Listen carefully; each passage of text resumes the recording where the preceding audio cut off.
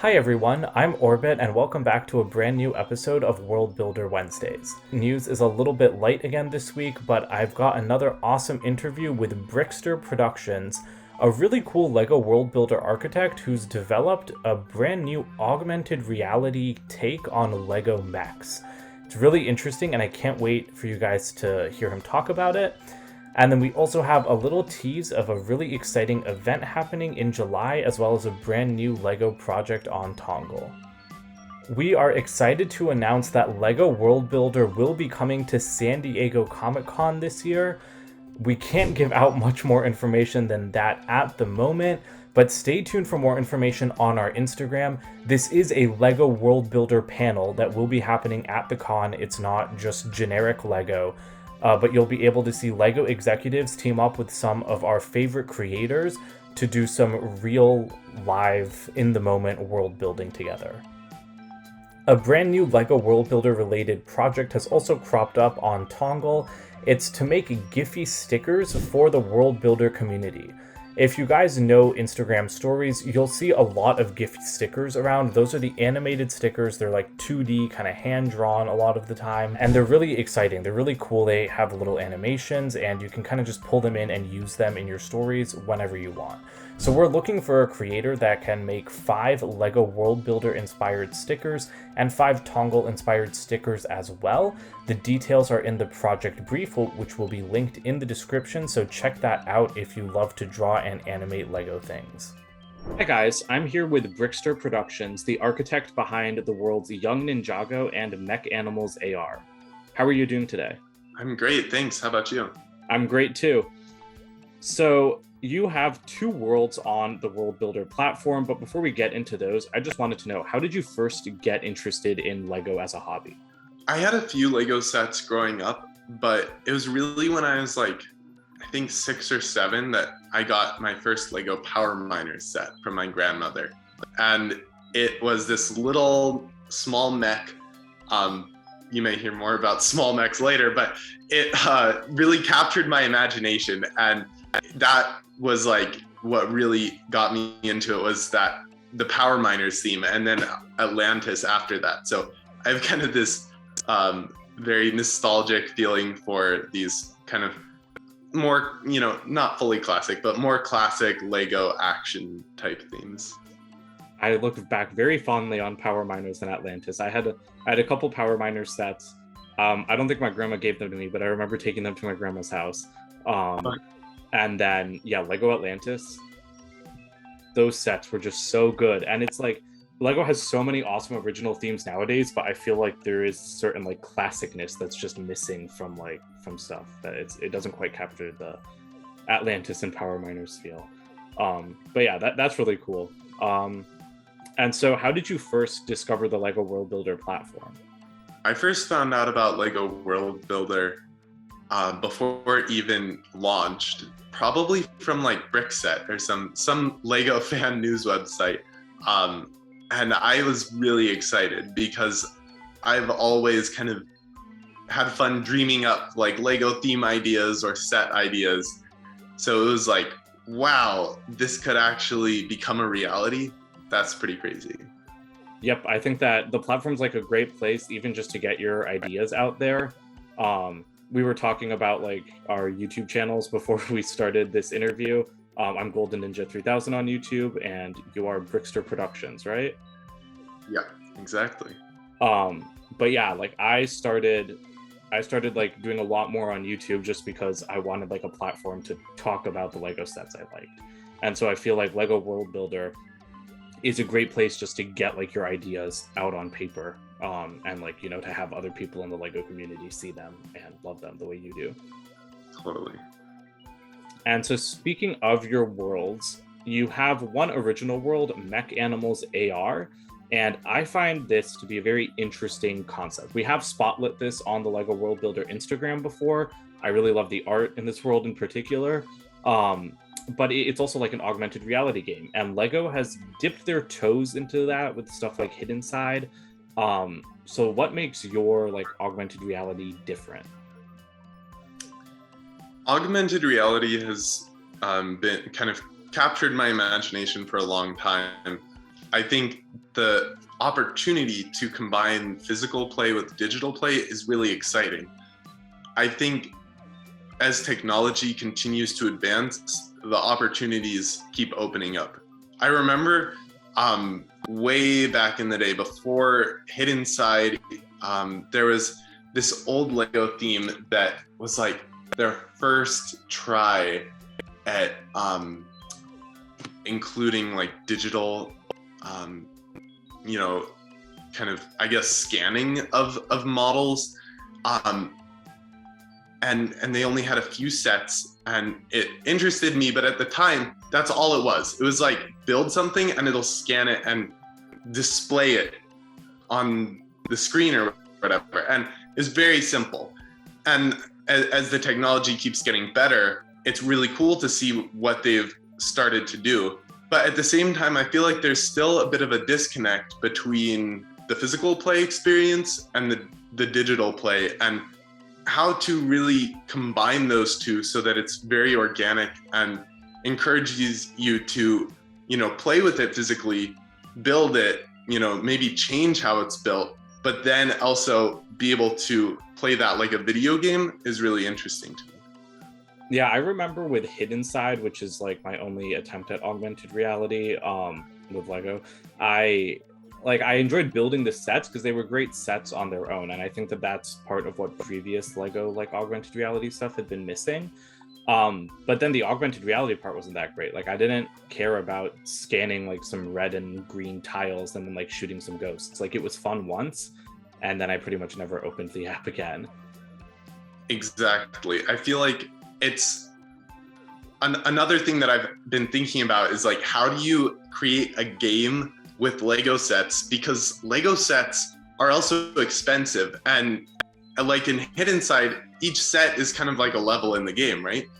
But it's like, if you had to pay, $100 to unlock the final level of your of a video game you're playing, it's a little bit, for someone who's maybe more interested in the game side of things rather than the Lego side of things, it might not be such a good deal or whatever. A bit like Lego Mario, it's a lot of fun, but it can get expensive really quickly.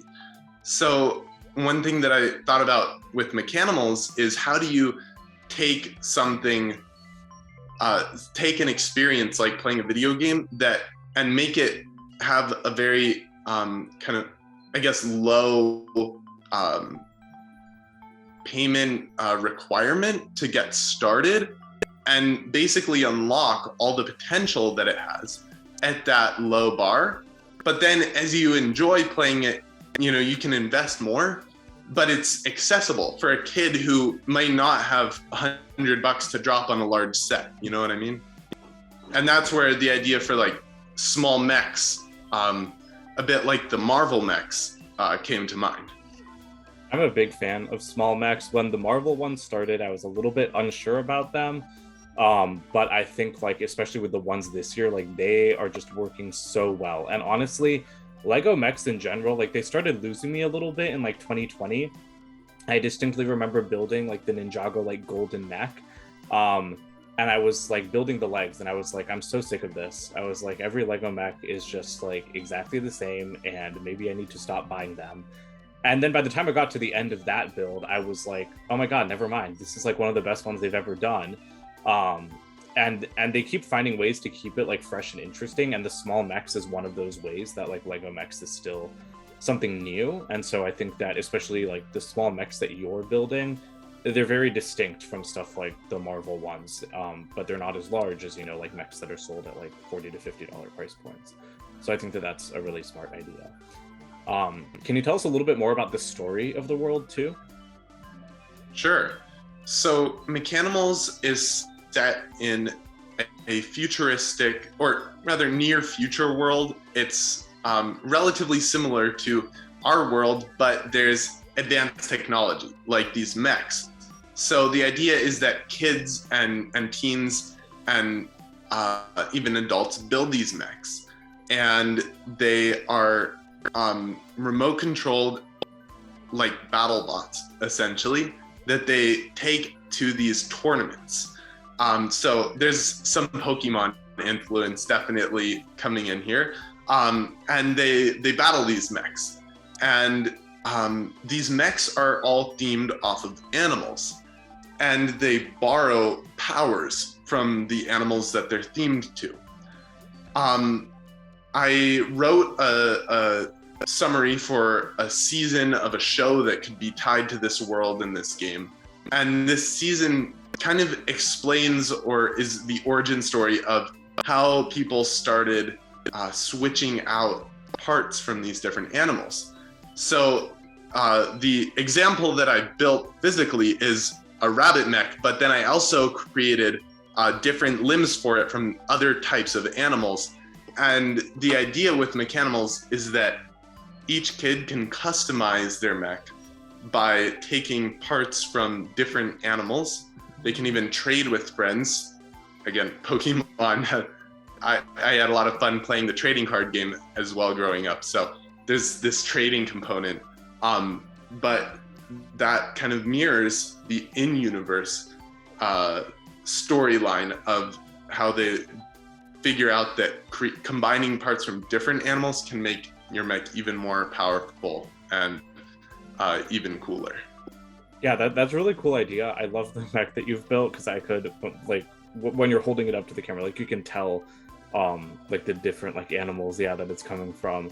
But yeah, so I think that's a really clever idea. And yeah, like that whole kind of combining idea is very toy friendly. So I think that it makes a lot of sense there. But yeah, so I think that Mechanimals is a really cool world. You guys should all definitely check it out. But you do have one other world. This is a Ninjago spin-off, and it's called Young Ninjago. So can you give us a brief description of this one? Yeah, sure. This one was the first world that I submitted, and it's not quite as developed as Mechanimals, but it's basically, I was just thinking, we've been following these same 6 ninja for over 10 years, which is amazing. But wouldn't it be cool to get a spin-off that's about some younger heroes who are in a school for ninjas, essentially, and they have to figure out how they can help defend the city sort of on a smaller scale compared to the main ninjas, but also really explore their different relationships, kind of get that high school vibe going there. I also like that idea quite a bit. It is different from from the typical things we've come to associate with Ninjago, because I mean, even our ninja, like, they're always learning, but I feel like they were only really formally trained for like those pilot episodes, and even then only for like one of those pilot episodes, because then they immediately just went off on an adventure. So yeah, so the idea of a more school-like approach, I think could be really awesome. And I love the world banner you made with your 6 ninja.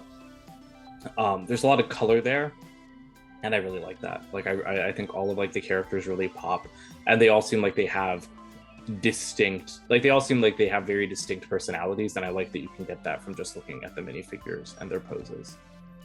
Thanks. If you notice that these 6 kids have the same, or most of them have the same powers as the main 6 ninja, minus a green ninja and plus an air ninja, it's because the kind of the beginning of this world or of the story is that there's like this experiment with an artifact that the villain is actually experimenting with, but it kind of goes wrong and sends out this kind of energy wave through the city and gives teenagers and really lots of different people new powers, and some of them are the same as the main ninjas. So you've kind of got this interesting situation where there's a lot of people with a lot of new abilities. How do you deal with that? That is an interesting idea. Yeah, I'd love to see, like, I can't wait to see what else you do to it to like build out the world more. Because I'm assuming Mechanimals is more of your priority because you did submit it to Pitch Fest this year, right? I did, yeah. How was that experience as a first-time Pitch Fest submitter?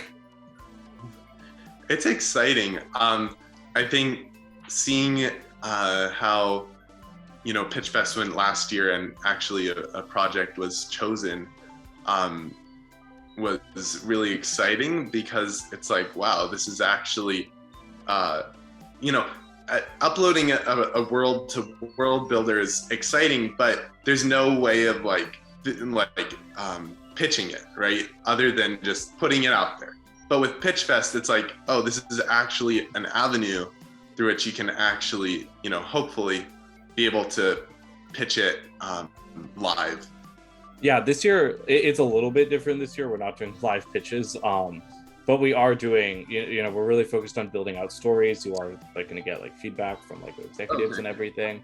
Nice. But yeah, no, I agree. It's a very exciting opportunity, and it is very different from other stuff on World Builder. Because for me, I uploaded my world there one night, and then 2 months later, I was just oh, Lego wants to buy it, and I was like, what? It's just so so sudden. And at least with Pitch Fest, you have that kind of build up, and you're you're trying to and you get more you get more back and forth, especially this year, in terms of development stuff.